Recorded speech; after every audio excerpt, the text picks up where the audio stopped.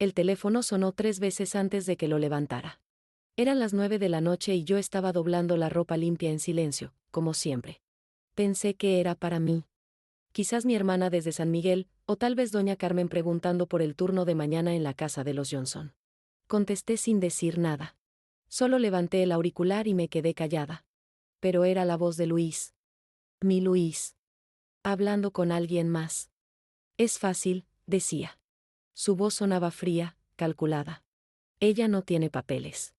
Solo hay que dar la dirección. Se me helaron las manos. Dejé caer una camisa al piso. ¿Estás seguro?, preguntó una mujer. No reconocí esa voz. Es tu madre, Luis. Ya lo decidí, respondió él. Necesito ese dinero. Son casi $50,000 que tiene guardados. Cuando se la lleven, yo quedo como único heredero de la cuenta. El aire se me fue del pecho. Mis piernas empezaron a temblar. ¿Y si no funciona? Va a funcionar. La migra siempre viene cuando les das una dirección exacta. Además, ella ni siquiera habla inglés bien. No va a poder defenderse. Me senté en el piso de la cocina. Las palabras de mi hijo siguieron llegando como puñales. Mañana voy a llamar a Lice. Le voy a decir que hay una indocumentada trabajando en casas de familias americanas. Les doy la dirección de aquí, su nombre verdadero, todo. ¿No te da pena?, insistió la mujer. Luis se rió. Una risa que nunca había escuchado antes. ¿Pena? Ella me debe eso y más. Yo me vine aquí por culpa de ella. Me trajo cuando era menor de edad, sin preguntarme. Ahora es hora de cobrarle. Colgué el teléfono despacio, tratando de no hacer ruido. Me quedé ahí sentada, en el piso frío de la cocina, viendo cómo mis manos temblaban sin control. Las mismas manos que habían trabajado 20 años lavando platos, limpiando casas, cuidando ancianos. Las manos que habían contado cada dólar para pagarle la universidad a Luis. 20 años. 20 años cuidándolo, protegiéndolo, dándole todo lo que yo nunca tuve. Y ahora él iba a entregarme. Me levanté despacio y caminé hasta mi cuarto. Saqué la maleta pequeña del closet y empecé a guardar mi ropa. 3 vestidos, la foto de mis padres, mi rosario, los documentos que tenía. Todo cabía en una maleta. No iba a esperar a que llegaran por mí. No iba a darle el gusto a mi propio hijo de verme esposada. Esa noche decidí irme yo misma. Con dignidad.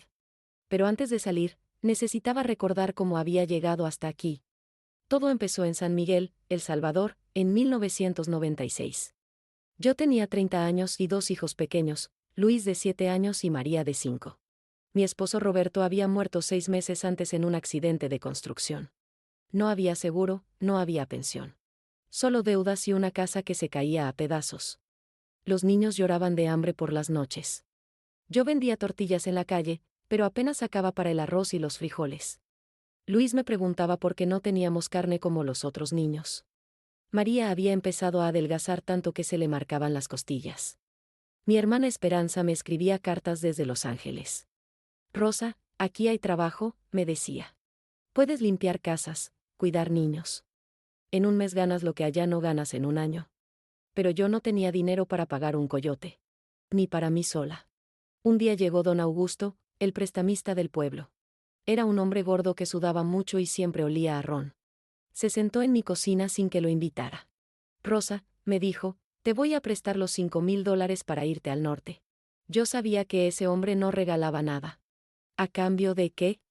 Cuando llegues, me pagas el doble. $10,000. Y si no pagas en 2 años, yo me quedo con esta casa y tus hijos vienen conmigo. Se me revolvió el estómago. Pero Luis estaba tosiendo en el cuarto de al lado.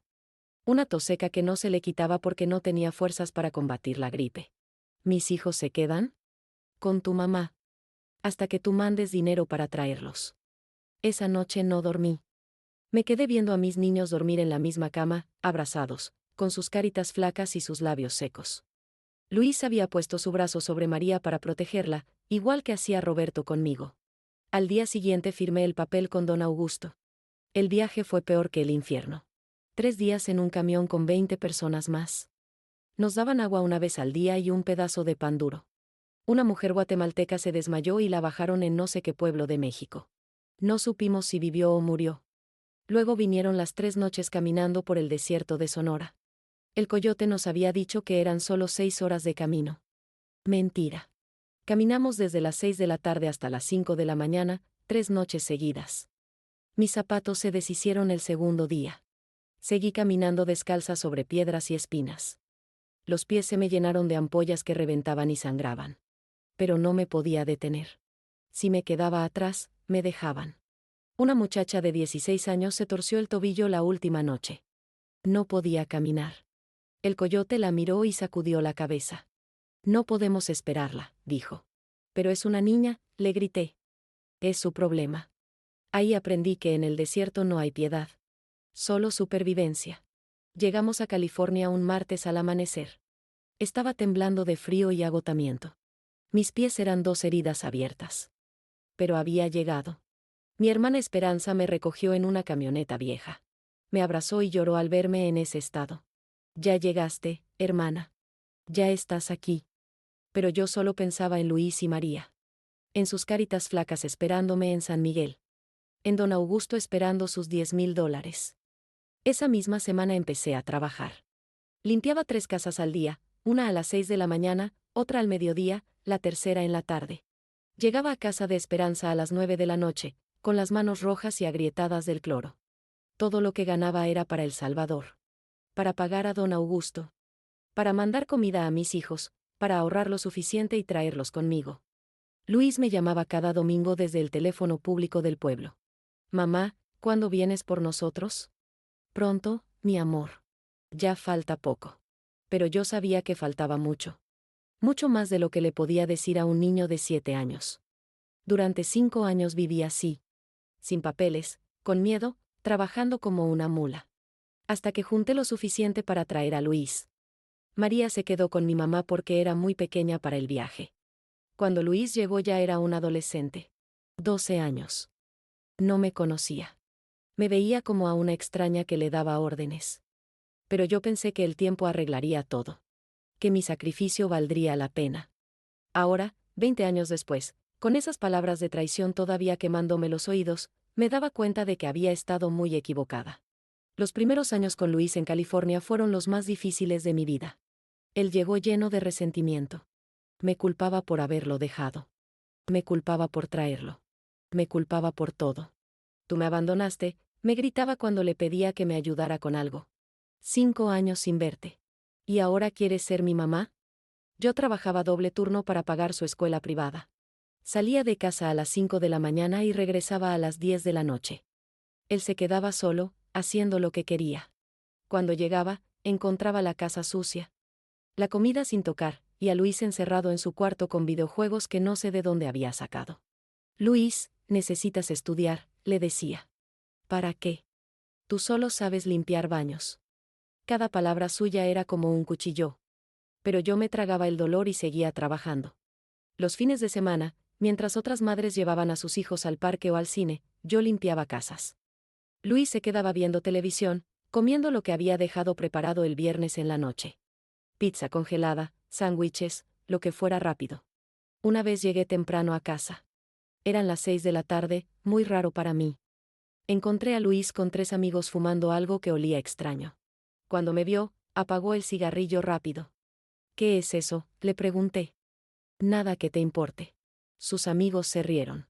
Uno de ellos, un muchacho flaco con tatuajes en los brazos, me miró de arriba abajo. ¿Esta es tu mamá? La que limpia casas. Luis se puso rojo de vergüenza. Sí. Esa es. La forma en que lo dijo me partió el corazón. Como si yo fuera algo de lo que avergonzarse. Esa noche no pude dormir. Me quedé en la cocina, tomando café frío y pensando en María. Mi hija seguía en El Salvador con mi mamá. Le mandaba dinero cada mes, pero no era suficiente para traerla también. Don Augusto ya estaba muerto, pero yo seguía pagando otras deudas. La renta, la comida, la escuela de Luis. Todo era tan caro. Le escribía cartas a María todas las semanas. Ella me respondía con su letra de niña, contándome de la escuela, de las flores que plantaba con su abuela, de lo mucho que me extrañaba. Mamá, ¿cuándo vienes por mí? Los otros niños ya no me molestan por no tener papá, pero ahora me molestan porque tampoco tengo mamá aquí. Esas palabras me rompían. Pero cada vez que juntaba dinero para traer a María, Luis necesitaba algo más. Libros, uniforme nuevo. Una computadora para la escuela. Todos mis compañeros tienen laptop, me decía. Yo soy el único que no tiene nada. Y yo cedía. Siempre cedía. Porque pensaba que si Luis se sentía igual a los otros niños, tal vez dejaría de odiarme. Pero no funcionó. Cuando Luis cumplió 18 años, empezó a trabajar en un restaurante. Al principio pensé que era buena señal. Que por fin iba a entender lo que costaba ganarse la vida. Pero llegaba a casa más arrogante que antes. Hoy gané $60 en propinas, me decía, enseñándome el dinero. En una noche. Tú trabajas todo el día y ganas menos. Era cierto. Yo limpiaba casas por $8 la hora.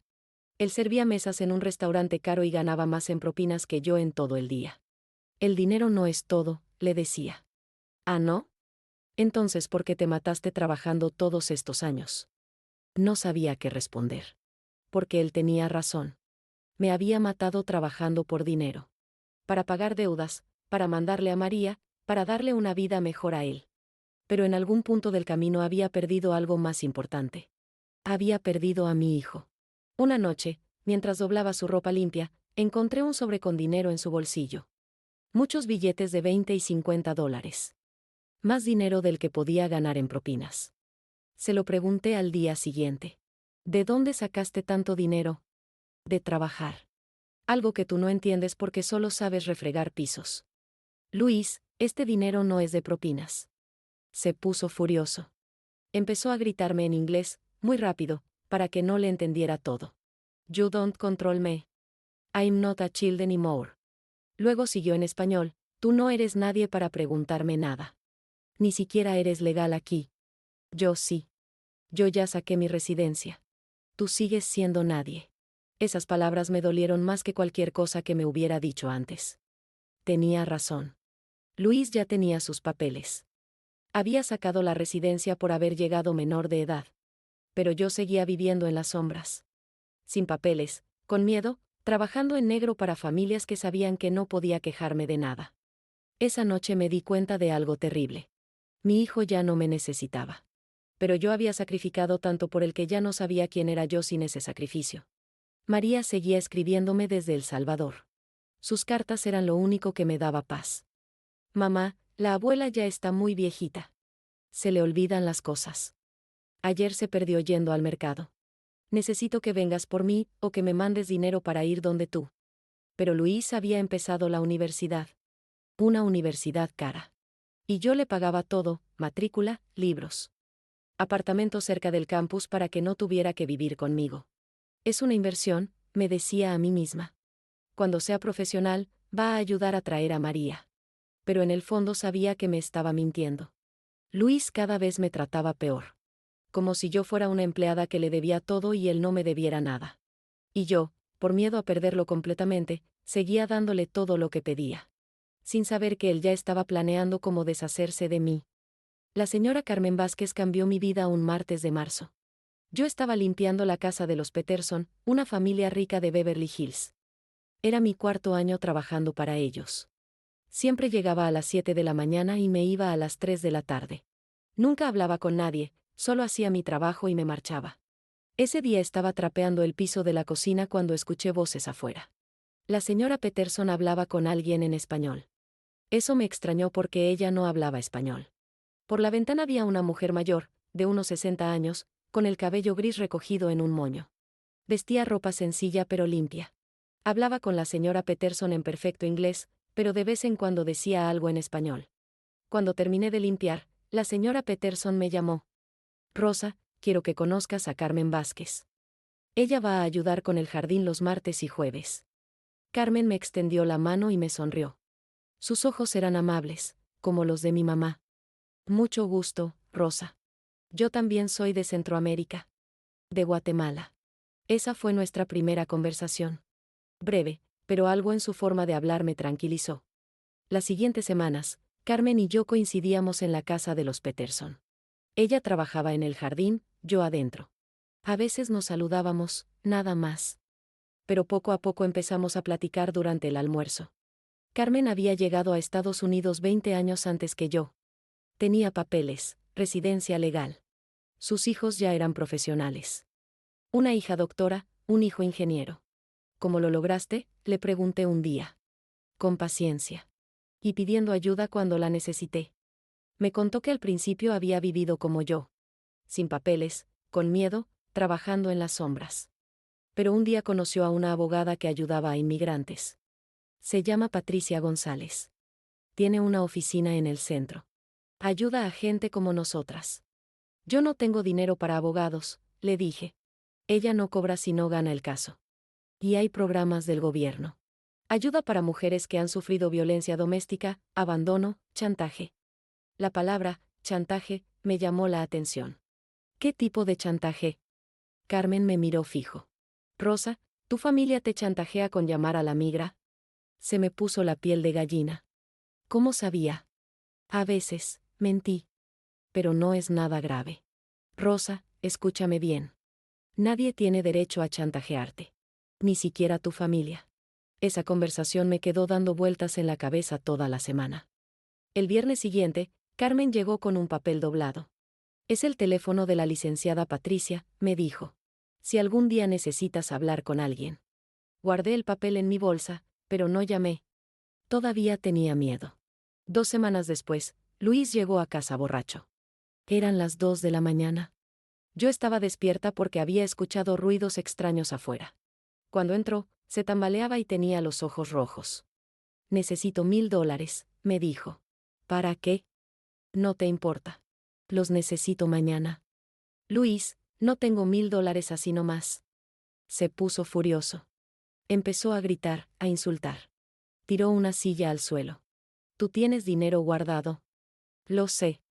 Y me lo vas a dar. No es para caprichos. Ese dinero es para traer a María. María, María, María. Siempre María. ¿Y yo qué? Yo soy quien está aquí. Yo soy quien tiene que aguantar vivir contigo. Sus palabras me dolieron, pero lo que vino después fue peor. Si no me das el dinero, voy a llamar a inmigración. Les voy a decir que aquí vive una ilegal que usa nombres falsos para trabajar. Se me cortó la respiración. Luis, soy tu madre. Tú no eres nada. Solo una vieja indocumentada que me debe todo. Esa noche le di los $1000. Los saqué de la lata donde guardaba el dinero para María. Él se los llevó y no volvió en 3 días. Cuando regresó, actuó como si nada hubiera pasado. Hola, mamá. ¿Hay comida? No se disculpó. No me explicó para qué había usado el dinero. Solo siguió viviendo como siempre, pero ahora sabía que tenía poder sobre mí. La siguiente vez que vi a Carmen, se me notaba en la cara que algo malo había pasado. ¿Qué te pasa, Rosa? Nada. A mí no me mientas. Yo también pasé por eso. Carmen me llevó a un rincón del jardín donde nadie podía escucharnos. ¿Tu hijo te pidió dinero? No pude contestar. Solo empecé a llorar. Rosa, escúchame. Lo que te está pasando tiene nombre. Se llama violencia familiar. Y hay leyes que te protegen. Pero es mi hijo. Da igual. El abuso es abuso. Venga de donde venga. Carmen sacó su teléfono celular. Vamos a llamar a la licenciada Patricia. Ahora mismo. No, Carmen. Tengo miedo. ¿Miedo de qué? ¿De que te deporten? Rosa, ya te están amenazando con eso. ¿Qué es peor? Tenía razón. Luis ya me había amenazado. La deportación ya no era algo que pudiera pasar.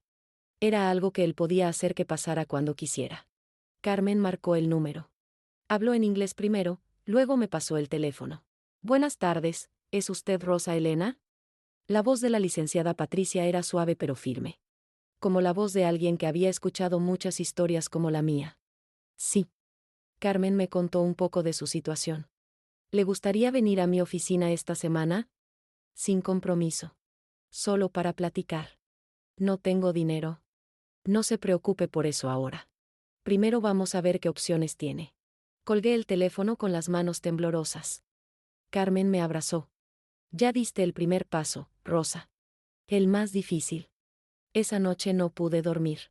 Por primera vez en años, no era el miedo lo que me tenía despierta. Era algo parecido a la esperanza. Pero también sabía que si Luis se enteraba de que había hablado con una abogada, las cosas se iban a poner mucho peores. Lo que no sabía era que ya era demasiado tarde para esconderme. Luis había comenzado a vigilar todos mis movimientos. La cita con la licenciada Patricia estaba programada para el jueves a las 2 de la tarde. Yo había pedido permiso en la casa de los Johnson, inventando que tenía cita médica. Era la primera vez en 20 años que mentía para no trabajar. Carmen me acompañó. Su oficina quedaba en el centro de Los Ángeles, en un edificio viejo pero limpio. En la sala de espera había otras mujeres como yo. Algunas lloraban en silencio. Otras cargaban niños pequeños que jugaban con juguetes rotos. Rosa Elena Martínez, me llamó una secretaria. La licenciada Patricia era una mujer de unos 40 años, con el cabello negro y lentes. Hablaba español sin acento. En su escritorio tenía fotos de familia y un crucifijo pequeño. Siéntese, Rosa Elena. Carmen me contó un poco de su situación. Pero quiero que usted me cuente todo desde el principio. Le conté de Luis. Del chantaje. Del dinero que me había quitado. De las amenazas. De María esperando en El Salvador. Patricia tomaba notas mientras yo hablaba. ¿Su hijo tiene documentos legales? Sí. Sacó la residencia hace 3 años. ¿Y usted nunca ha aplicado para ningún tipo de protección? No sabía que existía. Patricia me explicó que había una ley llamada VAWA. Violence Against Women Act. Protegía a mujeres inmigrantes que sufrían violencia doméstica o familiar. El chantaje con inmigración es considerado violencia psicológica. Su caso podría calificar. Pero de mi hijo, la ley no hace diferencia. El abuso es abuso, venga de quien venga. Me dio varios papeles para llenar. Declaraciones juradas. Formularios del gobierno. Todo en inglés, pero ella me ayudaría a traducir. Esto va a tomar tiempo, me dijo. Meses, tal vez un año. Pero mientras tanto, usted va a tener protección contra la deportación. Salí de esa oficina sintiéndome diferente. Por primera vez en años, alguien me había dicho que tenía derechos. Carmen me invitó a comer a un restaurante salvadoreño cerca de su casa. ¿Cómo te sientes?, me preguntó. Como si hubiera despertado de una pesadilla muy larga. Llegué a casa esa tarde más tarde de lo normal. Eran las 6:30. Luis estaba en la cocina, comiendo pizza directamente de la caja. ¿Dónde estabas?, me preguntó sin levantar la vista. En el médico. ¿Qué médico? El doctor Hernández. Revisión rutinaria. Luis me miró fijo. ¿Doctor Hernández? ¿En qué clínica? Se me trabó la lengua. No esperaba esas preguntas. En la clínica de la Crenshaw. Ah. Siguió comiendo, pero algo en su cara me dijo que no me había creído. Los siguientes días fueron normales. Luis actuaba como siempre. Yo trabajaba. Él estudiaba o salía con sus amigos. Pero empecé a notar cosas extrañas. El viernes, cuando llegué del trabajo, mi maleta estaba movida. Yo siempre la guardaba debajo de mi cama, en una posición específica. Ahora estaba volteada. El sábado, mi bolsa apareció abierta en la mesa de la cocina. Yo nunca dejaba mi bolsa ahí. Siempre la colgaba en el gancho junto a la puerta. El domingo, mientras preparaba desayuno, Luis entró a la cocina y se quedó parado detrás de mí. ¿Sabes qué es interesante?, me dijo. ¿Qué? Que el doctor Hernández no trabaja los jueves. Se me helaron las manos. ¿Cómo sabes eso? Porque fui a la clínica a preguntar. Les dije que mi mamá había tenido cita el jueves y que había perdido una receta. La recepcionista me dijo que el doctor Hernández no da consultas los jueves. Me volteé a verlo. Su cara tenía una expresión que nunca había visto. Fría. Calculadora. ¿Me estás siguiendo? No te estoy siguiendo. Te estoy cuidando. Como buen hijo. El sarcasmo en su voz me dio escalofríos. Luis, ¿yo? ¿Dónde estuviste el jueves, mamá? Ya te dije. En el médico. No me mientas. Su voz se había vuelto amenazante. Se acercó más a mí. Te voy a hacer una pregunta. Y más te vale contestar con la verdad. ¿Has hablado con algún abogado? El corazón se me aceleró. ¿Cómo podías saber? No. ¿Segura? Segura. Luis sacó su teléfono celular y me enseñó la pantalla. Era una foto mía saliendo del edificio donde estaba la oficina de Patricia. Carmen estaba a mi lado. ¿Qué es esto entonces? Me quedé muda. No sabía qué decir. Un amigo mío trabaja en el centro, siguió Luis. Me mandó esta foto ayer. Te vio entrando y saliendo de un edificio de abogados. Luis, yo puedo explicar. No hay nada que explicar. Ya entendí todo. Se guardó el teléfono y se fue a su cuarto. Yo me quedé en la cocina, temblando. Esa noche no pude dormir. Me quedé despierta escuchando los ruidos de la casa. Luis se levantó varias veces. Lo escuché hablando por teléfono en voz baja. No pude entender lo que decía, pero su tono era serio. El lunes, cuando llegué al trabajo en la casa de los Peterson, Carmen no estaba. Le pregunté a la señora Peterson. Oh, Carmen no va a venir más. Nos dijo que ya no puede trabajar aquí. Se me cayó el alma al piso. ¿Le dijo por qué? Solo que tenía problemas familiares. Esa tarde traté de llamar a Carmen desde un teléfono público. Nadie contestó.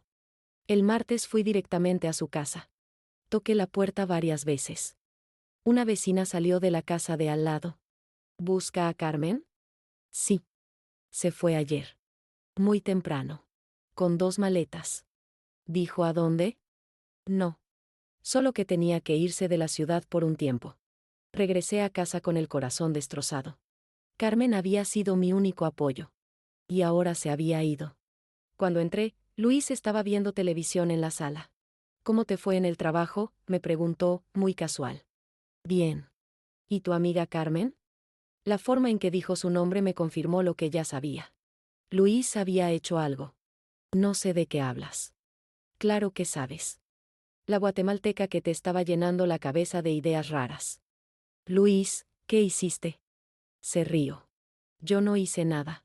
Solo tuve una conversación amigable con ella. Le expliqué que no era buena idea meterse en asuntos que no le importan. ¿La amenazaste? No la amenacé. Solo le di información. Le conté que tú eres ilegal, que has estado usando nombres falsos para trabajar, que estás involucrada con gente peligrosa. Eso es mentira. ¿Mentira? ¿No es cierto que usas el nombre de Rosa Hernández en algunas casas? ¿No es cierto que nunca has pagado impuestos? ¿No es cierto que tienes una cuenta de banco con documentos falsos? Cada palabra suya era verdad. Pero él la estaba usando como arma. Carmen es legal. Tiene papeles. Sí, pero tiene familiares que no los tienen. Su nieto, por ejemplo. Un muchacho de 17 años que llegó hace 2 meses de Guatemala. Sin documentos. Se me revolvió el estómago. Luis había investigado a Carmen. Había encontrado sus puntos débiles. Le expliqué que si ella seguía ayudándote con abogados y esas cosas, yo me vería obligado a reportar a su nieto. Y que sería una lástima que deportaran al muchacho justo antes de graduarse de high school. Eres un monstruo. Soy tu hijo. Y voy a proteger a esta familia de tus estupideces. Esa noche llamé a la oficina de Patricia. Contestó una grabadora. Licenciada, soy Rosa Elena Martínez. Tengo que cancelar mi caso. Ya no puedo venir a las citas. Gracias por todo. Colgué y me puse a llorar. Al día siguiente, Luis se levantó de muy buen humor. Buenos días, mamá. ¿Qué hay de desayuno? Actuaba como si nada hubiera pasado. Como si no hubiera destruido mi única esperanza de libertad. Ah, por cierto, me dijo mientras comía, necesito $2,000 para el próximo semestre. No tengo $2,000. Claro que tienes. Los vas a sacar de donde sacaste los otros 1,000. Ese dinero es para María. María puede esperar. Yo no. Luis se levantó de la mesa y se acercó a mí. Mamá, creo que todavía no entiendes cómo funcionan las cosas aquí. Tú me vas a dar lo que yo necesite, cuando yo lo necesite. Y vas a dejar de hablar con abogados y de meter ideas raras en tu cabeza. ¿Y si no? Ya sabes lo que pasa si no. Se fue a la universidad como si fuera un día normal. Yo me quedé en la cocina, viendo cómo mi vida se desmoronaba. María me había escrito la semana anterior. Mi mamá estaba en el hospital. Tenía diabetes y necesitaba medicinas caras. El dinero que yo mandaba ya no alcanzaba. Mamá, necesito que me mandes algo extra este mes. O que vengas por mí para llevarme contigo.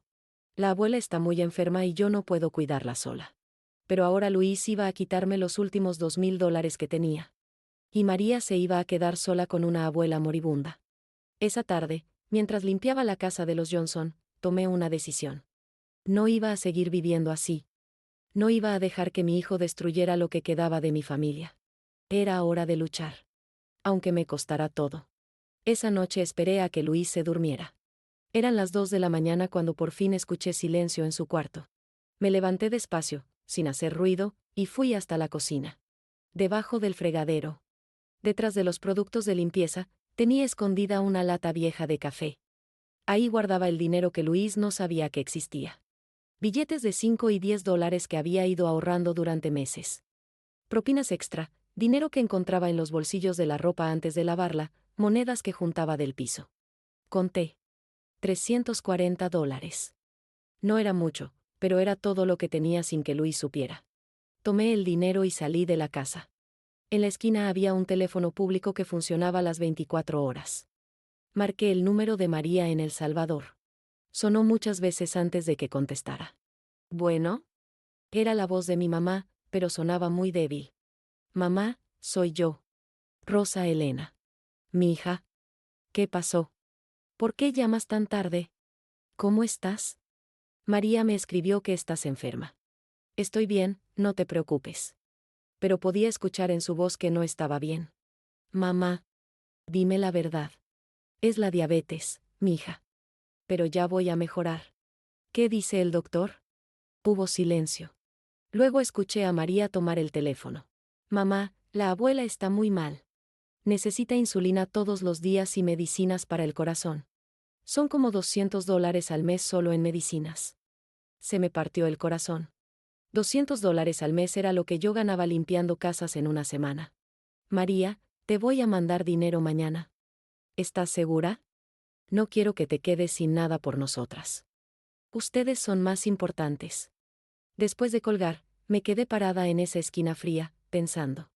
Luis me iba a quitar los 2,000 dólares que tenía guardados. Pero él no sabía de estos 340. Y no sabía de la cuenta de ahorros que tenía en otro banco, con un nombre diferente. Cuando Roberto murió en El Salvador, mi hermana Esperanza me había ayudado a abrir esa cuenta. Por si acaso, me dijo. Siempre ten algo que nadie sepa. Ahí tenía otros 1,500 dólares. Dinero que había ahorrado centavo a centavo durante años. Al día siguiente, en lugar de ir a trabajar, fui al banco. Saqué 1,000 dólares. Luego fui a una empresa de envíos y mandé 800 dólares a María. Con eso podrían comprar las medicinas de mi mamá por varios meses. Con los 200 que me quedaron, tomé un bus hacia el centro. Tenía que encontrar otra abogada. Patricia ya no me podía ayudar porque Luis sabía de ella. Pero tenía que haber alguien más. Pregunté en varias oficinas. Algunas me dijeron que no tomaban casos de inmigración. Otras me pidieron dinero que no tenía.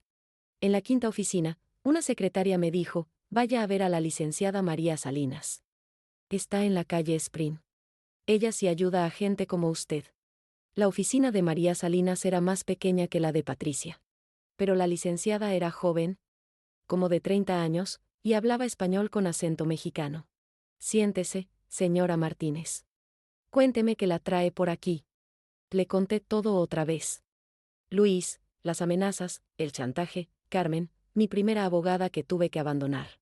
¿Su hijo sabe que usted está aquí? No. Y no puede saberlo. Entiendo. Lo que vamos a hacer es diferente esta vez. Vamos a preparar todo en secreto.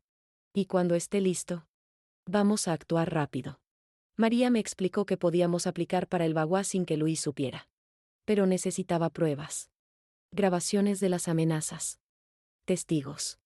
Documentos que probaran el chantaje. ¿Tiene usted alguna grabación de cuando él la amenaza? No. ¿Alguien que haya escuchado las amenazas? Carmen, pero se tuvo que ir de la ciudad. ¿Mensajes de texto? ¿Emails? Luis no me manda mensajes. Todo lo hace en persona. María se quedó pensando. Necesitamos conseguir pruebas. Sin pruebas, es muy difícil ganar el caso. Me dio una grabadora pequeña. La próxima vez que él la amenace, grábelo. Póngase esto en el bolsillo y prenda el botón rojo. La grabación va a ser evidencia legal. Salí de esa oficina con la grabadora en mi bolsa y un plan en mi cabeza. Esa tarde llegué a casa más temprano de lo normal. Luis estaba en la sala, estudiando. ¿Dónde estabas?, me preguntó. Trabajando. Llegaste temprano. La señora Peterson no me necesitaba hoy. Luis cerró su libro y me miró.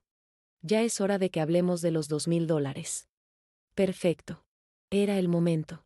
Metí la mano en mi bolsillo y encendí la grabadora. Luis, no tengo $2000. Mamá, no me hagas enojar. Sabes que los tienes. Los pocos ahorros que tengo son para María. Mi mamá está enferma y necesita medicinas. Luis se levantó del sofá. Su cara cambió. Se puso seria, amenazante. A mí no me importa tu mamá ni María. Ellas no son mi problema. Yo soy tu problema. Y si no me das esos $2000 antes del viernes, voy a llamar a Alice. Luis, soy tu madre. ¿Y qué? Eso no te da derecho a robarme mi futuro. ¿Cómo te estoy robando tu futuro? Porque ese dinero debería ser para mí. Yo soy quien vive aquí. Yo soy quien te va a cuidar cuando seas vieja. No, María. Su voz se había alzado. Estaba gritando. Te lo voy a explicar una vez más. Tú me vas a dar todo el dinero que tienes guardado. Todo. Y si no lo haces, yo personalmente voy a llamar a la migra y les voy a decir exactamente dónde encontrarte. Luis, por favor. No hay Luis, por favor. O me das el dinero, o te deportan. Y cuando te deporten, yo me quedo con todo lo que tienes aquí. La cuenta del banco, los muebles, todo. Seguí grabando. ¿Cómo puedes hacerle esto a tu propia madre? Porque tú nunca fuiste mi madre. Una madre no abandona a su hijo 5 años. Una madre no lo arrastra a un país donde no conoce a nadie. Tú me trajiste aquí para que fuera tu esclavo. Para que te mantuviera cuando fueras vieja. Yo nunca te pedí que me mantuvieras. Claro que sí. Todo lo que haces es para controlarme. El dinero, las amenazas, las lágrimas. Pero se acabó. Ahora yo tengo el control. Luis se acercó más a mí. Y te voy a decir algo más. Si alguna vez vuelves a hablar con abogados, si alguna vez tratas de denunciarme, yo no solo te voy a deportar a ti, también voy a encontrar la manera de joder a María. Tengo contactos en El Salvador. Sé dónde vive. Sé dónde va a la escuela. Esas palabras me helaron la sangre. No te atrevas a tocar a María. No me desafíes. Porque puedo hacer que la vida de María sea muy difícil. Y todo va a ser tu culpa. Luis se calmó un poco, pero su voz siguió siendo amenazante. Tienes hasta el viernes para darme los $2000. Y después, cada mes, me vas a dar 500 más. Como una pensión. Por haberte cuidado todos estos años. No tengo $500 extras cada mes. Entonces vas a trabajar más. O vas a sacar de donde sea. Pero me los vas a dar. Luis recogió su libro del sofá. Ah, y mamá. Si se te ocurre grabar esta conversación o algo así, te va a ir muy mal. Muy, muy mal. Se fue a su cuarto y cerró la puerta. Yo me quedé en la sala, temblando. Pero por primera vez en años, no era solo de miedo. Era de rabia. Apagué la grabadora y la guardé en mi bolsa. Ya tenía las pruebas que necesitaba. Ahora era hora de usarlas. Esa noche no pude dormir. Pero no era porque tuviera miedo. Era porque estaba planeando. El viernes, cuando Luis me pidiera el dinero, yo ya no iba a estar ahí. Por primera vez en 20 años, iba a tomar el control de mi propia vida. El jueves por la mañana, mientras Luis dormía, empaqué mis cosas por segunda vez en mi vida. Pero esta vez era diferente. Esta vez no huía por miedo. Esta vez huía con un plan. Guardé la ropa más importante, los documentos, la foto de mis padres. Pero lo más importante era la grabadora con las amenazas de Luis. Esa pequeña máquina contenía mi libertad. Dejé una nota sobre la mesa de la cocina. Luis, me fui. No me busques. Ya tomé mi decisión. Tomé el bus hacia el centro de Los Ángeles. En mi bolsa llevaba los últimos $500 que me quedaban y el número de teléfono de la licenciada María Salinas. La oficina abría a las 8. Yo llegué a las 7:30. Esperé en la calle, viendo cómo la ciudad despertaba. Trabajadores como yo caminando hacia sus empleos. Gente que, como yo, había venido de lejos buscando algo mejor. A las 8 en punto toqué la puerta. Señora Martínez, me dijo María cuando me vio. ¿Qué pasó? Tengo la grabación. Sus ojos se iluminaron. ¿En serio? ¿Lo grabó amenazándola? Saqué la grabadora y se la entregué. María conectó la máquina a su computadora. Escuchamos juntas la voz de Luis. Sus amenazas. Sus insultos. Sus planes de deportarme y hacerle daño a María. Esto es oro, me dijo María cuando terminó la grabación. Con esto podemos ganar el caso. ¿Cuánto va a tardar? Si presentamos los papeles hoy mismo, en 2 semanas usted va a tener protección temporal contra la deportación. En 6 meses, puede tener la residencia permanente. Firmé todos los documentos que María puso enfrente de mí. Por primera vez en 20 años, mi nombre verdadero aparecía en papeles oficiales del gobierno americano. Rosa Elena Martínez. No más nombres falsos. ¿Dónde se va a quedar mientras tanto?, me preguntó María. No sé. María hizo unas llamadas. Habló con alguien en español, luego en inglés. Hay un refugio para mujeres inmigrantes en el este de Los Ángeles. Pueden recibirla hoy mismo. Es solo temporal, hasta que consiga trabajo y un lugar propio. Esa tarde llegué al refugio. Era una casa grande, pintada de azul, con un jardín pequeño enfrente. La directora se llamaba Doña Esperanza, como mi hermana. Era una mujer mayor, de El Salvador también. Bienvenida, me dijo. Aquí va a estar segura. Mi cuarto era pequeño pero limpio. Tenía una cama, un closet, y una ventana que daba al jardín. Por primera vez en años, pude dormir tranquila. Al día siguiente empecé a buscar trabajo. Doña Esperanza me ayudó. Me llevó a casas donde necesitaban empleadas domésticas. Pero esta vez era diferente. Esta vez yo tenía papeles legales que me protegían. En la tercera casa que visitamos me contrataron. Los señores García eran una pareja mayor, mexicana, muy amable. Me pagaban $12 la hora, más que lo que había ganado nunca. ¿Tienes familia?, me preguntó la señora García el primer día. Tengo una hija en El Salvador. Y un hijo aquí, pero ya no hablamos. Los hijos a veces son difíciles, me dijo. Pero el amor de madre nunca se acaba. Trabajé para los García durante 3 meses. Con lo que ganaba pude rentar un apartamento pequeño en el mismo barrio del refugio. Una sala, una recámara, una cocina. Era pequeño, pero era mío. Una tarde, mientras limpiaba la casa de los García, sonó mi teléfono celular. Era un número que no conocía. ¿Señora Rosa Elena Martínez? Sí. Soy del Servicio de Inmigración. Recibimos una denuncia sobre usted. Se me paró el corazón.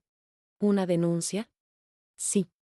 Alguien reportó que usted es indocumentada y que está trabajando ilegalmente. Pero yo tengo... Tranquila, señora.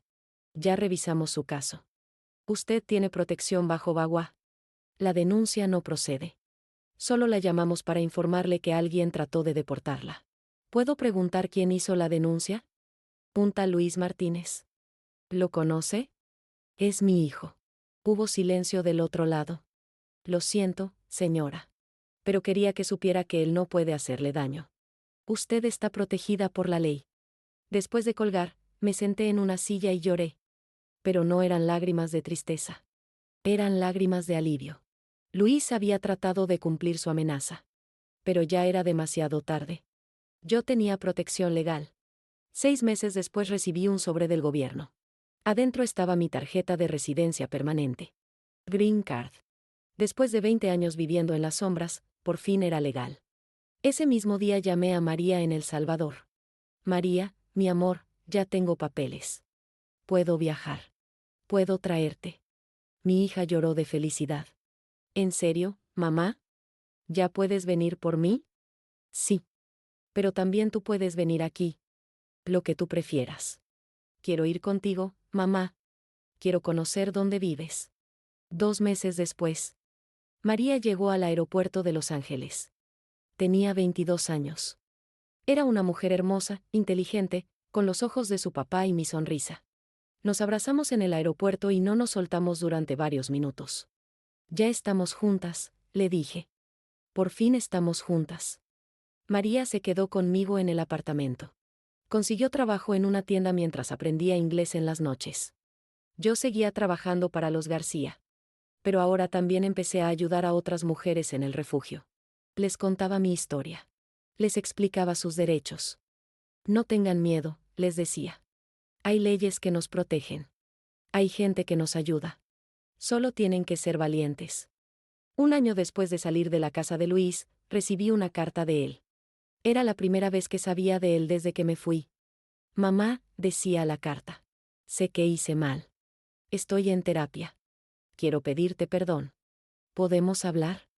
Le enseñé la carta a María. ¿Qué vas a hacer?, me preguntó. No lo sé. ¿Lo extrañas? Todos los días.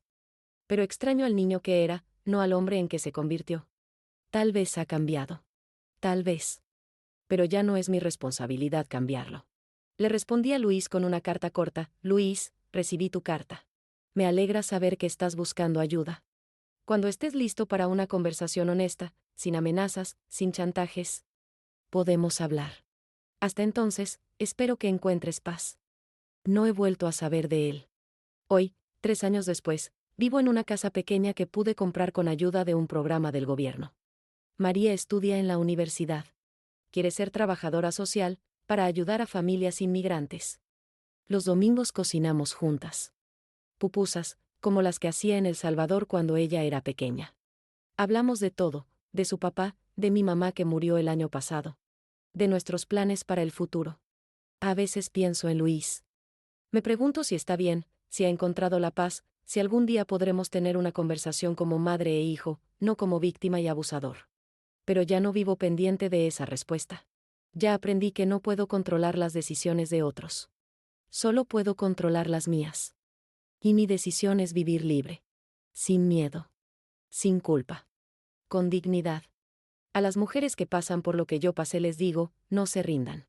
No importa quién las esté lastimando. No importa si es su esposo, su hijo, su hermano. El abuso es abuso. Y ustedes merecen respeto. Hay ayuda. Hay leyes que las protegen. Hay gente buena dispuesta a tenderles la mano. Solo tienen que ser valientes para tomarla. Como yo aprendí a hacer aquella noche cuando decidí que ya no iba a vivir con miedo.